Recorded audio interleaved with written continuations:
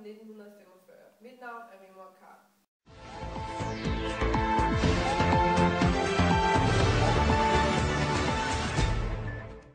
Vi starter i Vietnam, hvor menneskerettigheder er et europæisk fænomen, der hurtigt blev udfordret af et andet fænomen, nemlig kolonialismen. Kolonialismen blev skabt af opdagelsesrejser i 1400- til 1500-tallet. De europæiske stormagter skabte store kolonier i henholdsvis Amerika, Asien og Afrika.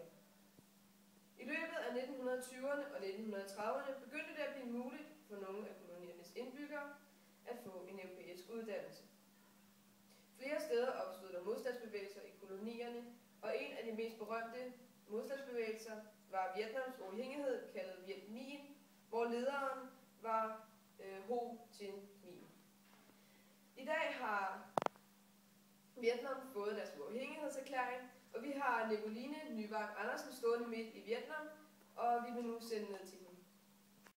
Hej, jeg står her i Vietnam, og de har lige fået deres uafhængighedserklæring, og den er lidt farvet af deres holdninger, fordi at den er skrevet af dem selv, og de vil gerne have, at man har sådan lidt ondt af dem.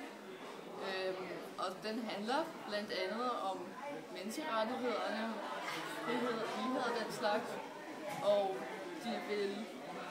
den fortæller om, hvordan de har haft det i deres land igennem tiden, og om hvordan de rev sig løs fra Frankrig. De skriver om, hvordan de føler, det bør være i deres land, hvordan de har haft det, og det giver et indblik i deres hverdag, og hvordan de ønsker, at deres fremtid skal være.